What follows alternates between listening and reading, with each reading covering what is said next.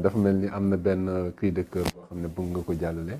waaw xam naa balaa ñuy tàmbali ci laaj ak tontu bi nga may ma jàllale benn doléance benn cri du cœur boo xamante ne dafa soxal ñu bëri ci population bi. depuis un certain temps dafa am ay population ay sénégalais yoo xamante ne dañuy déposer pour am carte d'électeur. ñii déposé woon nañ depuis période révision exceptionnelle liste yi. am na ci ñoo xamante ne def na 6 mois mais problème bi ñu jànkoonte mooy ba léegi mënuñu jot seen carte électeur. am na ci ñoo xamante ne depuis 6 mois ba ñu déposé ak léegi jotuñu seen carte am na ci ñoo xamante ne depuis daaw la ñu déposé woon pour carte électeur ba léegi mënuñu koo jot. te bu ñu demee ci sous préfecture yi pour récupérer ko dañ leen di xamal ni kat xam nga foofu boo demee ci sous préfecture ñaari dafay am liste rejet ak liste boo xamante ne bu fekkente ni génn liste boobu la. parfois dañuy xool liste rejet duñ ko fa gis xool liste beneen liste bi duñ ko fa gis. alors léegi li nga mën a def mooy nga woote au niveau de la fële nga xamante ni foofu lañ koy am na benn numéro vert boo xamante ne mën nga ci woote pour vérifier. mais il se trouve que numéro vert bi parfois boo ko wootee ñi ngay jot standardiste yi ngay jot bu ñu xoolee dañ ci ordinateur bi dañuy gis ne yow sa carte électeur génn na mais le problème mooy citoyen bi électeur bi xamul fan la mën a dem ba jëlee ko fa. parce que boo demee ci au niveau des mairies ñu ne la non ñun période kii bi révision bi rek la woon lañ doon def dépôt yi fii mais lépp acheminé nañ ko au niveau des sous-préfectures. standardistes yi xamuñu fuñ la ko mën a. ñoom duñ ko xam ñoom li ñu mën a def rek mooy vérifier ci machine bi xool ndax carte bi dañ ko rejeté. wala dégg nga maam génn na. mais parfois da ngay ñu ci bëri ñoo xamante ne man bi ma gisee nombre bi sax nombre ñi nga xamante ne récépissé de dépôt yi dafa bëri. des centaines et des centaines de sénégalais yoo xam ni déposé nañ carte électeur ñii depuis plusieurs années. ñii depuis juróom benni weer wala en tout cas depuis ba ñu commencé révision liste am na ci ñoo xam ni révision bële passé ci élection maire ya ci élection locale ya en janvier. voilà avant janvier. justement révision boobu noonu la ñu déposé woon ba léegi jotuñ seen carte. maintenant le problème mooy bu fekkente ne yow woote nga. ñii fële nu mu tuddati ci numéro vert bi. ñu ne la kat machine bi wane nañ sa carte defar nañ ko génn na. te fa nga ko war a fekk fekk ko fa ça pose problème. léegi après population boobu bu ñu laajee ñi mu dal à chaque fois ñoom dañuy laaj léegi nan ñu mën a def déposer bu bees te boo déposer bu bees da ngay fay 10 000 francs. léegi nag ñaari mbir moo fi nekk soit dañ koy def exprès. parce que pour bu fekkente ni dépôt normal bi boobu koo xam ne musul inscrit amul fay.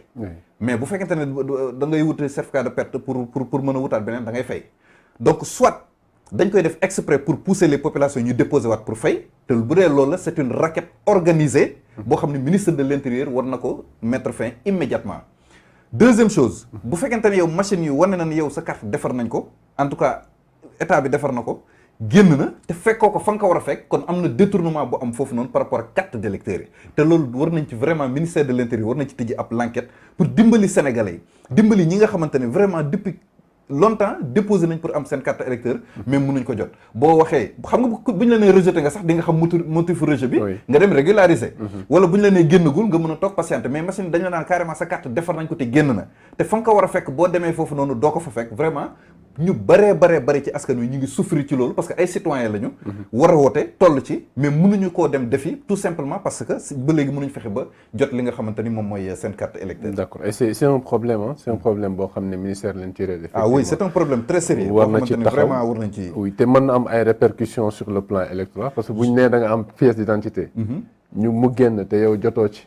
Bon, mais xoolal élection yi passé bu ñu la nee li nga xamante ni moom mooy taux de participation bi dafa faible 46% boo xoolee sur les 7 millions d'inscrits il n'y a que 3 millions ñoo voté lan moo tax voté wuñu problème moins de la moitié oui parce que bu fekkente ne yow machine nee nañ la sa defar nañ sa carte génn na ça veut dire que kon yaa ngi ci listu yaa ngi ci fichier bi liste ñi nga xamante ne ñoom ñoo war a voté yaa ngi ci kii bi comptabiliser nañ la mais ba léegi tu ne disposes pas de la carte pour mën a dem voter. où est passée la carte. loolooy interrogation bi donc loolu bokk na ci liy contribuer donc abstention bu faible bi nga xamante ne dañ koy nemmeeku de plus en plus ci scrutin yenn scrutin. D'accord je pense que le message est passé.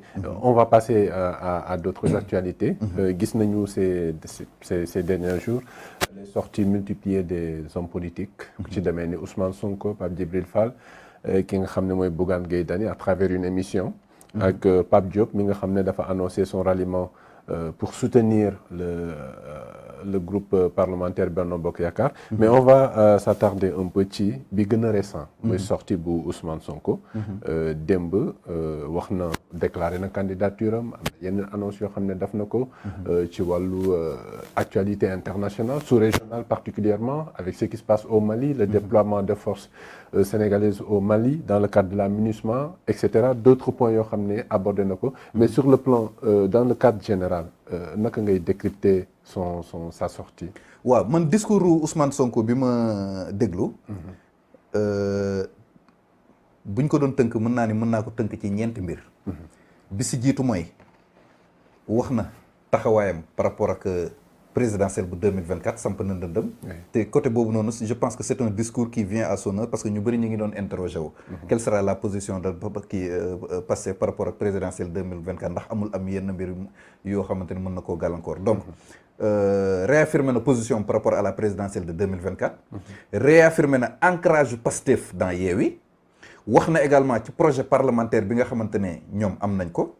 wax na également kàddu goo xamante ne day œuvrer pour l'unité de l'opposition donc man bu ma doon tënk kàddoom yi ci ñeenti bi yooyu laa koy tënk. ma jàpp ne nag c'est un discours qui vient en son heure parce que à un moment donné sénégalais yi bëggoon nañu vraiment ñu à chaque fois rek day laaj leader politique yi ñu ko seqal ñu génn.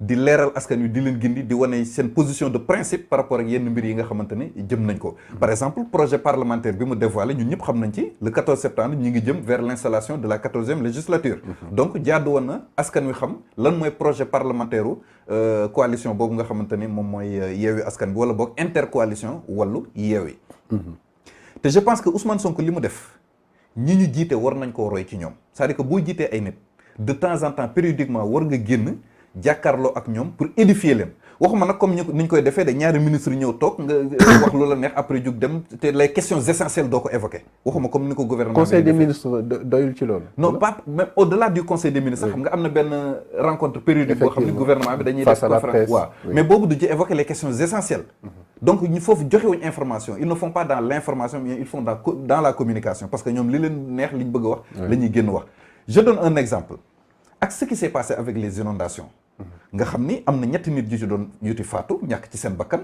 ak tey jii nii li sénégalais yépp di joytu mooy dund gu cher gu metti gi jaadu woon na président de la république mi ki nga xam ni moom la ñu fal mu génn jàkkaarloog sénégalais yi d'abord massawu leen par rapport ak inondation bi nga xam ni ay nit dañ cee ñàkk seen bakkan ñaareelu mbir bi ci vie dund gu cher gi annoncé ay mesures pour alléger la souffrance des sénégalais donc vraiment li su Ousmane Sonko def dirigeants yi war nañ ci roy bu baax a baax di waxtaan ak seeni askan di vraiment saafante ak ñoom di leen édifier mais bu amee catastrophe nationale boo xam ne dal na seen kaw vraiment mu def sortie ñëw masawu leen mais président de la république balaa moo jàkkaarloog nit yi rek fin d'année jot wala 4 avril mu def discours à la nation boo xamante ne les questions essentielles yi Sénégal yi fi ñu koy xaar duñ ko dégg donc am na ci yoo xamante ne ministre génn wax doyul sénégalais parce que sénégalais faluñu ministre un président de la république la ñu fal boo xam ne bu ko laajee bu ko soxlawee war na génn jàkkaarloo ak sénégalais yooyu vraiment waxtaan ak ñoom leeralal leen defal leen dalal seen xel par rapport ak jafe-jafe yi nga xam ni parce que de jafe-jafe am na